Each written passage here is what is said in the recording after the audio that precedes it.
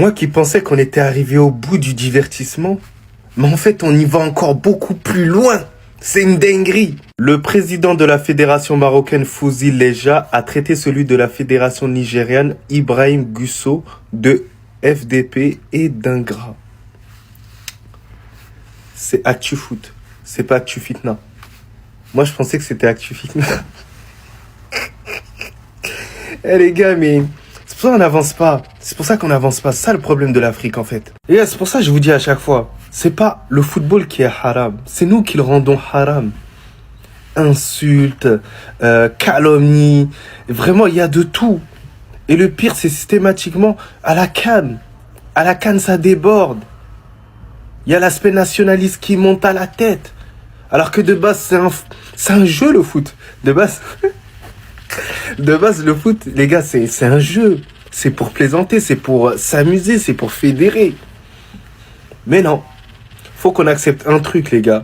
Le football, c'est source de fitna, que vous le vouliez ou non, c'est foutu. Voilà, on peut plus se rattraper, c'est foutu. Il y a trop d'individus qui sont rentrés dans ce sport-là et on peut plus reculer, c'est terminé. Le nombre d'insultes que j'ai reçues à l'intérieur de mes DM, starfallah. Mais vraiment starfallah, les gars. Donc en tout cas, j'espère que voilà, il y aura sanction parce que des propos comme ça, c'est indigne et ce n'est pas normal de les prononcer. J'espère que c'est faux d'ailleurs. Mais la source, elle me paraît fiable. Je vais aller dans votre sens, si vous permettez, pour citer des noms, et je vous citerai 3 ou 4 cas pour l'arbitrage. Parce que c'est vrai qu'il n'y a pas que l'Algérie qui a été victime, parce qu'on nous a privés d'un pénalty, tous les experts sont unanimes. D'abord, Fouzi Larja, qui est président de la Fédération marocaine de football, et qui est aussi ministre en charge du budget, il est vice-président de la CAF, Confédération africaine du football, et il est chargé de la commission arbitrage. Il est vice-président de la FIFA. Vice-président de la FIFA, effectivement, et il est contesté d'ailleurs dans le comité d'arbitrage. Je citerai 3 ou 4 cas, si vous permettez.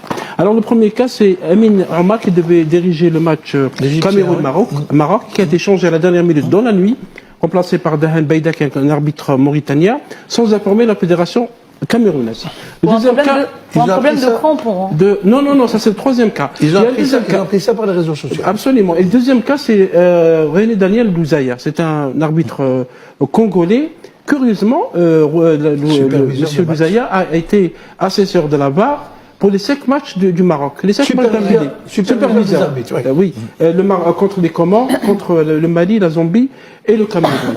Et le troisième cas, c'était l'arbitre algérien, Rourbel, qui devait être dans le match contre le Cameroun, qui a été changé à la dernière minute. Et la fédération marocaine, qu'est-ce qu'elle dit? Elle dit qu'il y a des divergences politiques entre l'Algérie et le Maroc. Qu'est-ce que cela a à voir? Il a été homologué.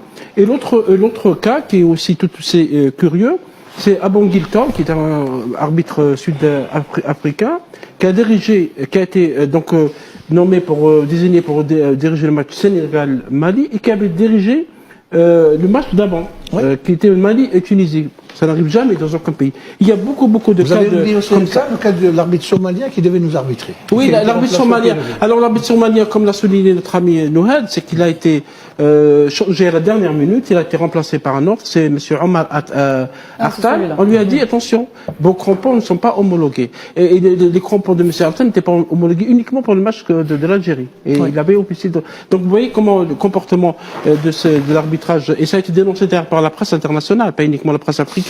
La presse camerounaise, sénégalaise, toute la presse parle de ces cas qui montrent que cette Coupe d'Afrique des Nations ne se déroule pas dans de bonnes conditions. Ce vendredi, donc 48 heures avant la finale, il y avait une réunion donc du comité exécutif de la CAF et également une assemblée générale avec les différents présidents de fédérations. Alors ça a été assez tendu puisque le président Patrice Motsepe a insisté qu'ils en avaient marre, notamment au sein du comité exécutif, de toutes les fuites dans la presse. Parce que bon, je crois qu'ils n'ont pas trop aimé les derniers articles du Guardian qui expliquent pourquoi la CAN passe de 2 à 4 ans, etc. Enfin, tout ce genre de choses. Ils n'ont pas tellement aimé. Bon, c'est comme ça. Donc déjà, au sein même du comité exécutif, les gens ne se parlent pas. C'était assez tendu. Et bon, après, ils n'ont pas réellement parlé. Puis ensuite, il y a eu les autres présidents de fédération. Et là, celui du Nigeria, une intervention expliquant Alpagan Motsepe en disant ce n'est pas normal, cette CAN, il y a beaucoup de soucis vis-à-vis de l'arbitrage, désignation, etc. On sent qu'il y a de la triche, que c'est pas honnête. Enfin bref, il a fait une diatribe assez dure sur la CAN en général. Fin de la réunion de l'Assemblée générale, le président de la Fédération royale marocaine, Fouzi Legja, arrive devant témoins très énervé, commence à injurier le président de la Fédération du Nigeria, en disant en gros qu'il est ingrat, vu que tout ce qu'il a fait pour lui, ce qui pose la question de pourquoi le président de la Fédération du Maroc a fait quelque chose au président de la Fédération du Nigeria. Bonne question. Derrière, il a utilisé des mots quand même, je pense, interdits au moins de 18 ans, fils de, voilà, donc visiblement, la maman du président de la Fédération du Nigeria aurait des choses à se reprocher selon Fouzi Lekja, et on m'a carrément dit que ça a été une bousculade. Ensuite, il a été séparé, etc. C'est allé assez loin. C'est allé tellement loin que plusieurs présidents de fédération se sont plaints ensuite au président de la CAF, Patrice Motsepe, en disant, ce genre de comportement et d'attitude, qu'est-ce qu'on dit? Surtout que, peu avant, je crois, Samuel Eto'o a été suspendu pour une altercation, comme on avait expliqué, avec le président de la fédération mauritanienne, Ahmed Yahya. Donc évidemment, la question va se poser de, est-ce que Fouzi Lekja ne devrait pas être traîné devant la commission discipline pour son attitude? Ce n'est pas la première fois que Fouzi Lekja a des comportements agressifs. Je tiens à rappeler plusieurs exemples importants. L'Éthiopie s'était plaint à travers un arbitre, puisque Fouzi Lekja à l'époque était le président du club de Berkane au Maroc, et on l'avait accusé d'avoir mis un coup de tête à l'arbitre. Je tiens à rappeler cette anecdote qui est importante, mais lorsque l'arbitre éthiopien s'est rendu au Caire, au quartier général de la CAF, pour tout signer et tout, il a supplié les gens de ne rien faire, parce que, je cite, « Si je le fais, ma carrière est finie ». Ça vous montre un peu la terreur qu'imposait Fouzi Lekja au sein de la CAF. Et malheureusement, ça a été prompt à susciter plein de fantasmes. Non, Fouzi Lekja n'achète pas les matchs et ne corrompt pas tout. Fouzi Lekja a par contre une attitude qui peut être problématique et tournée vers de l'agressivité.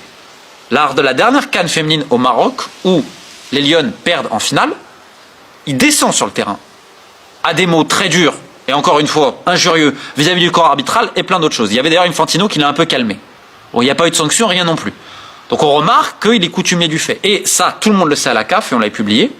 Le départ du responsable de la commission d'arbitrage, qui était ivoirien, de la CAF, c'est en grande partie suite à ce scandale, et l'arbitrage de la finale de la CAN féminine, et les plaintes de Fouzi Lekja. Ce qui fait que la déstabilisation de la commission d'arbitrage de la CAF, elle a été autorisée par la CAF, qui autorise toutes les ingérences que je vous avais expliquées. À un moment donné, c'est l'Ouganda, à un moment donné, c'est l'Égypte, à un moment donné, c'est le Rwanda, etc.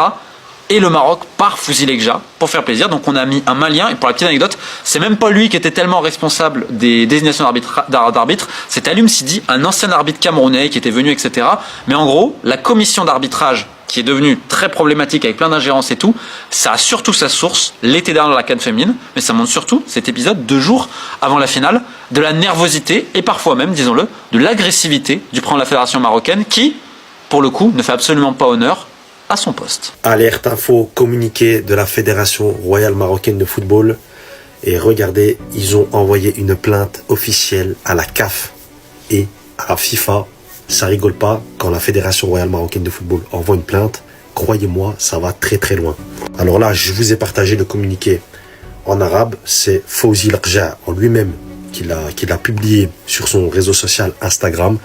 Et voilà, donc ce communiqué et la plainte a été envoyée à la CAF et à la FIFA par rapport au débordement, par rapport à l'entraîneur sénégalais qui a quitté le terrain volontairement. Les joueurs, ça va aller très très loin cette histoire. Moi je vous le dis, le Sénégal va perdre son titre continental. Ils n'auront plus ce titre de champion d'Afrique.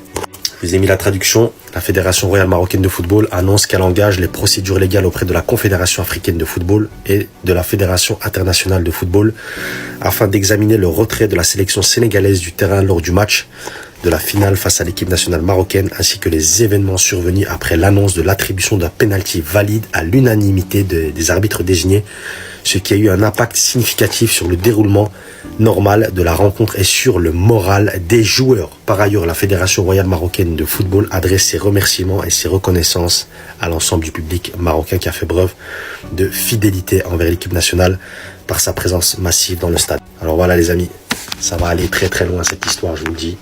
Le Maroc qui porte plainte contre le Sénégal via la CAF et la FIFA. Et le titre va certainement revenir, Inch'Allah, au Maroc. Ya Rab. Je m'en fous qu'on gagne comme ça à la CAN. En vérité, c'est la seule solution parce que jouer en Afrique, c'est impossible. La Fédération marocaine de football porte plainte après le retrait de l'équipe nationale sénégalaise.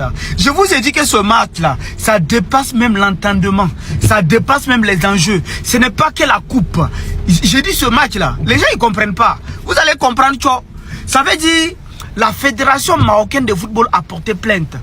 Oui, le Sénégal a déprogrammé tout.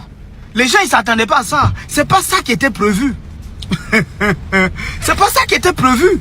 Donc du coup, ce que les gens ils avaient prévu là, ça va déprogrammer. Donc voilà pourquoi en fait que les gens ils sont pas contents, ils sont obligés de porter plainte. La Fédération marocaine de football dit non, on va porter plainte. On n'est pas d'accord. Les joueurs de l'équipe nationale du Sénégal ne devraient pas rentrer au vestiaire. Donc nous on va porter plainte. Voilà. Vous avez vu la FIFA qui est sortie déjà, qui nous a dit que oui, il est inacceptable ce que les joueurs sénégalais ils ont fait et que ça ne va pas rester impuni. Ça veut dire en fait que ils vont mettre des sanctions au Sénégal. Et après ça, on voit une plainte du Maroc qui vient pour dire que nous on porte plainte contre l'équipe nationale sénégalaise. Bon, nous on vous regarde, mais j'ai dit ça là, ça dépasse football. Je vous ai dit en fait que ce que nous on a vu là, c'est comme si par exemple un ordinateur, comment ils l'ont programmé là. Si toi tu déprogrammes l'ordinateur, ça veut dire le fonctionnement de l'ordinateur là, ça peut plus être pareil. Donc c'est la même chose. Quelque chose qui a été là programmé pour les Marocs. Ça veut dire le Sénégal a forcé le destin et ils ont déprogrammé ce qui a été mis en place. Voilà pourquoi les gens ils peuvent pas être tranquilles en tout cas. Affaire à suivre. Nous on regarde seulement. Il y a beaucoup de choses qui vont arriver. Restez branchés. Quand tu vois cette vidéo, tu t'abonnes à la page, tu commentes. Qu'est-ce que tu en penses de la Fédération sénégalaise de football? Parce que quand même marocaine de football. Parce que quand même, on a vu que les ramasseurs de balles ils étaient en train de gêner le gardien sénégalais. On a vu ça, mais on n'a rien dit. Voilà. Donc la famille, dites-moi ce que vous en pensez.